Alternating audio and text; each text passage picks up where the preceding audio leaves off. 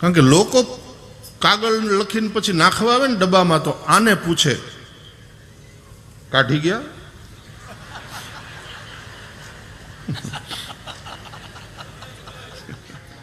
પણ નહીં તો આપણે ગુજરાતી ભાષા તે આગવી અર્થ છાયાઓ એની હોય છે. ફોન આવે ને ઘણાના તો હલો જય શ્રી કૃષ્ણ, જય શ્રી કૃષ્ણ, શું કરો? તો કાંઈ નહીં, આડો પડ્યો છું. એટલે ખબર પડે ઘણાને આડા પડવાની હોબી હોય. આડા પડે, આડા આવે, ક્યાંક કોકનું સારું થતું હોય ત્યાં આડા આવે.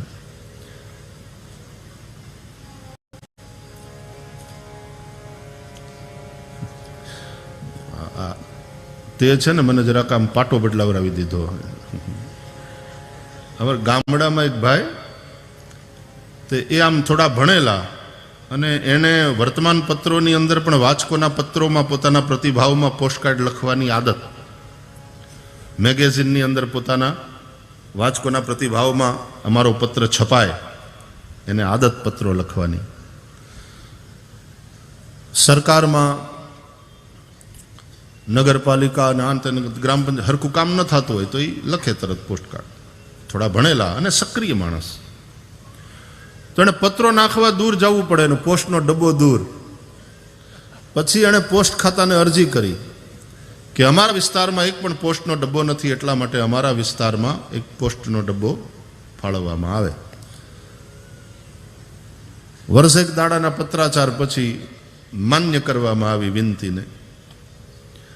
અને પછી પોસ્ટવાળા એ ડબ્બો લઈને આવ્યા એના કર્મચારીઓને. આ ભાઈને પૂછ્યું કે ભાઈ ક્યાં લગાડવાનો છે બોલો. એટલે આને એમ થયું કે મારે આઘું જવું નહીં ને, મારા જેટલા પત્ર કોણ લખે છે, તો મારા ફળિયામાં જ લગાડાવું, બીજા બધાને જેને જરૂર હશે અહીં આવશે ને નાખશે. એટલે પોતાના ફળિયામાં જ પોસ્ટનો ડબ્બો લગાડાવ્યો. આ દિવાલ ઉપર લગાડી દો.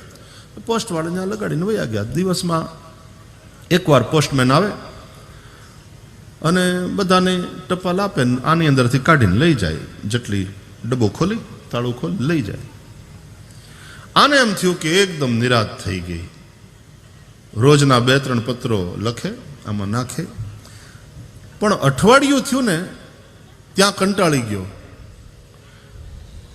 કારણ કે લોકો કાગળ લખીને પછી નાખવા આવે ને ડબ્બામાં તો આને પૂછે કાઢી ગયા.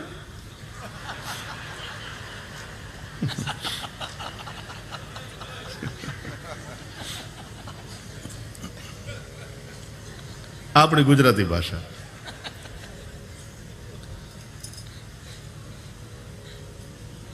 લોકો ભાઈ સીધી રીતે કે ને કે ટપાલ કાઢી ગયા. હવે કાઢી ગયા કઈ રોજ કઈ મરણ થાય છે અહીંયા.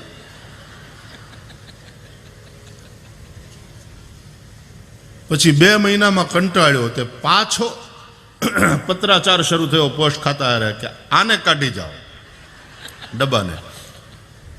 તે 1.5 વર્ષના પત્રાચાર પછી ઈ કાઢી ગયા.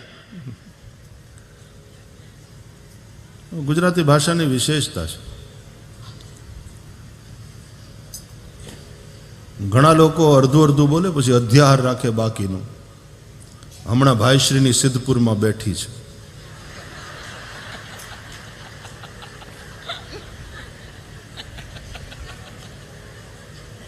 ભાઈ તમે પૂરું કરો, કથા બેઠી છે એમ કે. એના પછી મુંબઈમાં બેહવાની છે.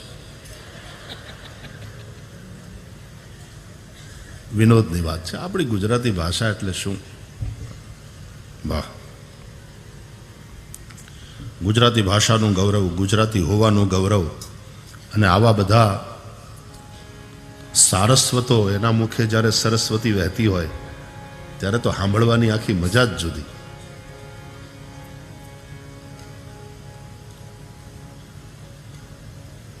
ભાષાનો મહિમા છે. બસ હવે તું ગોઠવાઈ ગયો ને.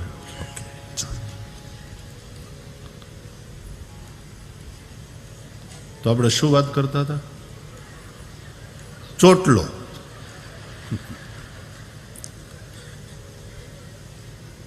એમાં છે 3 વેણી. એ બેને, એ માએ, એ દીકરીએ 3 ભાગમાં પોતાના કેશને વહેંચી અને પછી એને ચોટલો વાળ્યો છે. પણ જ્યારે તમે જુઓ ત્યારે આમ બે જ લાગે, એ કામ આવે, એ કામ આવે, એ કામ આવે, એ કામ આવે. એમ પ્રયાગમાં ભલે બે જ દેખાય કે આમથી યમુના આવે છે ને આમથી ગંગા આવે, હકીકતમાં 3 વેણી છે, ત્રિવેણી છે. સરસ્વતી ગુપ્ત છે,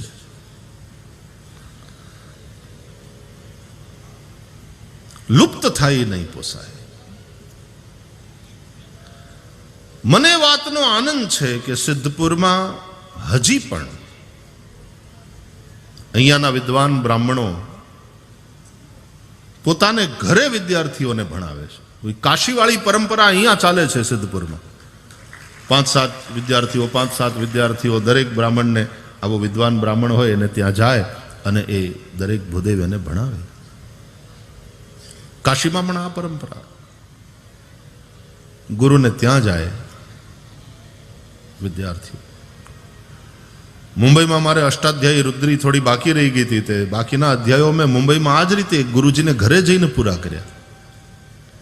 મહારાષ્ટ્રીયન બ્રાહ્મણનું ઘર, અને ત્યાં અમે જતા, ગુરુજીને પગે લાગીને બેસી. અને એને તો શું આપી શકે ગરીબ બ્રાહ્મણના છોકરાઓ, પણ એ ગુરુજીના પત્ની પાછા કંઈ ને કંઈ ખવડાવીને મોકલે. આ સંસ્કૃતિ, આ ગુરુ શિષ્ય પરંપરા. ગઈકાલે આ ધરતીના એક ઋષિ, પરમ તપસ્વી પૂજ્ય દેવશંકર બાપાની તપસ્થલીના દર્શન કરવા જવાનું થયું.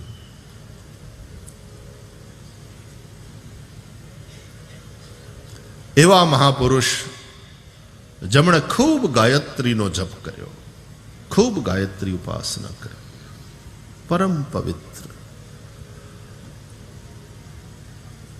રોજ સપ્તશતીનો પાઠ, રોજ ગાયત્રીની 50 માળા જપવાની, 5000 જપ કરવાના જ. અને કૌપીન ધારી બ્રાહ્મણ, બ્રહ્મર્ષિ, સરસ્વતીના કિનારે જઈને પોતાનું તર્પણ ઇત્યાદિ કાર્ય કરનારા.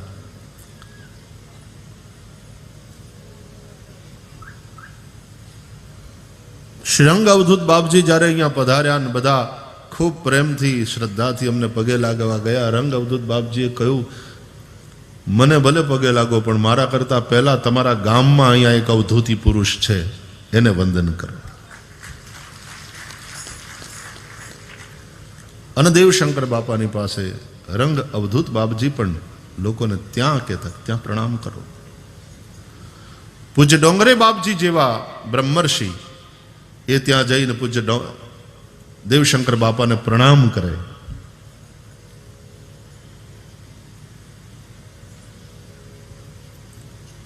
આજે તે એ ભૂમિના સ્ટ્રોંગ વાઇબ્રેશન્સ અનુભવાય છે.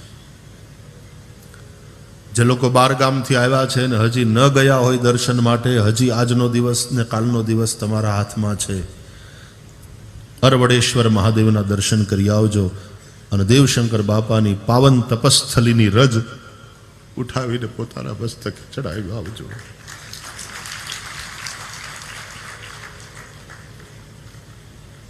પવિત્ર થશો.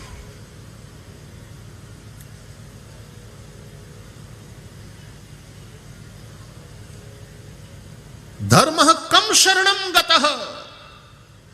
કૃષ્ણ સ્વધામ ગયા પછી ધર્મ કોના શરણે ગયો?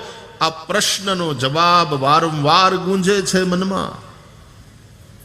ભાગવતના મુખ્ય 6 પ્રશ્નમાંનો એક આ પ્રશ્ન છે, છઠ્ઠો અને અંતિમ, કે કૃષ્ણ સ્વધામ ગયા પછી ધર્મ કોને શરણે ગયો?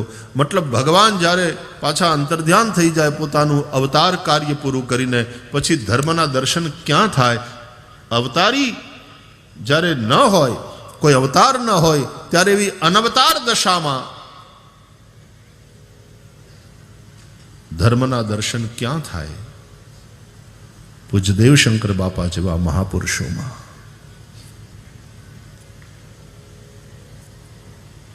હજી હમણાંની જ વાત, કંઈ ઝાઝો સમય નથી થયો. અને એ પરંપરામાં હજી પણ બ્રાહ્મણો એ જ રીતે અબોટિયું પહેરી અને વેદની ઉપાસના કરતા, ગાયત્રીની ઉપાસના કરતા, ભગવાન મહાદેવની આરાધના કરતા હજી પણ એ સાત્વિકતાથી જીવે છે. કાલે મન બહુ પ્રસન્ન થયું. મને ઘણા વખતથી, આમ તો હું અહીંયા આવ્યો ત્યારથી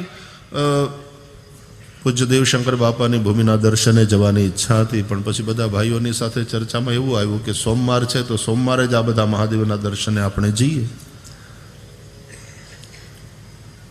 5 બહુ મહાદેવના પ્રાચીન સ્થાન અહીંયા સિદ્ધપુર, અને આ તો પૌરાણિક ભૂમિ, આ તો ખૂબ પ્રાચીન ઐતિહાસિક રુદ્ર મહાલયને એ તો પ્રસિદ્ધ છે, એટલે ત્યાં તો પ્રવાસીઓ આવે. પણ આવા પ્રાચીન જે મંદિરો છે, અહીંયાની જે એ પ્રાચીન પરંપરાઓ છે, દાક્ષિણાત્ય બ્રાહ્મણો અહીંયા આવીને વસ્યા, અને એમાં પૂજ્ય ચંદુ ગુરુજી એમણે પણ વર્ષો પર્યંત વિદ્યાર્થીઓને ભણાવ્યા પોતાને ત્યાં. સિદ્ધેશ્વર મહાદેવનું સરસ સરસ્વતીના તટ ઉપર મંદિર, અને એની સામે બરાબર સરસ્વતી માતાનું એટલું દિવ્ય સ્વરૂપ મંદિરમાં છે. ન ગયા હોય દર્શને તો જઈ આવજો, હજી 2 દિવસ છે તમારા હાથમાં. મેં સરસ્વતીનું આવું દિવ્ય સ્વરૂપ બહુ ઓછી જગ્યાએ, એક તો ઓછા મંદિરો અને એમાં આવું પ્રાચીન સુંદર સ્વરૂપ સરસ્વતીનું.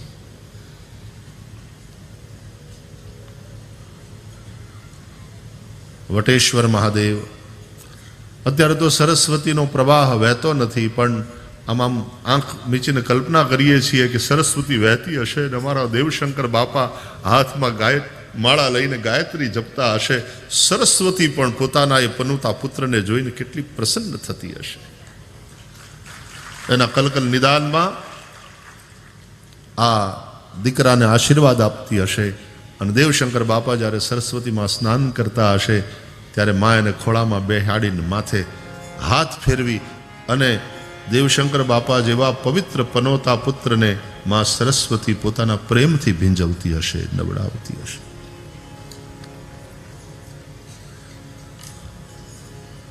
ધન્ય છે ભારત ભૂમિ.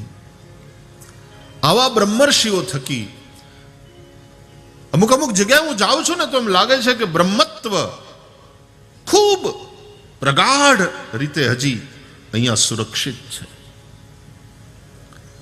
આપણે વાદની વાત નથી કરવી, પણ આપણે ત્વની વાત કરવી છે. જાતિવાદ ને આ બ્રાહ્મણવાદ એની વાત નથી, ત્વની વાત છે. અને સાહેબ, જાતિ જન્મને આધારે હોય છે, પણ આ જે ત્વ છે એ તો ગુણ કર્મ. ચાતુર્વર્ણ્યમ મયા સૃષ્ટમ ગુણ કર્મ વિભાગશઃ. ગુણ, values. We all are born with some values. અને હકીકત એ છે વાલા કે આપણે કોઈના જેવા થવાનું નથી, આપણે આપણા જેવા થવાનું છે. આપણી અંદર રહેલી સંભાવનાઓને સુંદર રીતે પ્રગટ કરવાની છે. એજ્યુકેશન એના માટે છે. એજ્યુકેશન એટલે લાદવું નહીં, એજ્યુકેશન એટલે ખીલવું, ખીલવવું, એને ખીલવા દેવું.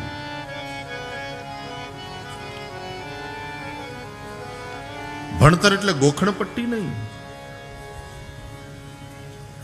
એટલા માટે પછી શાળાઓના વિદ્યાર્થીઓને શાળાનો છેલ્લો બેલ ગમે છે, પહેલો બેલ નહીં. જે દિવસે શાળાનો પહેલો બેલ ગમતો થશે ને છોકરાઓને, તે દી આપણે સાચી દિશામાં છીએ એજ્યુકેશનની બાબતમાં, એમ માનજો.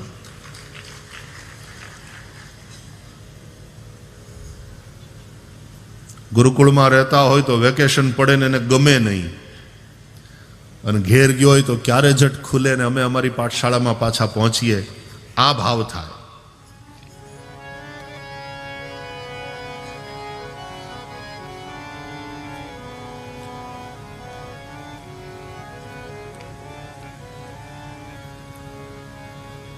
ખૂબ ખૂબ આમ પ્રસન્નતાથી ભરાયેલો છું એ દિવ્ય ભૂમિના દર્શન કરીને.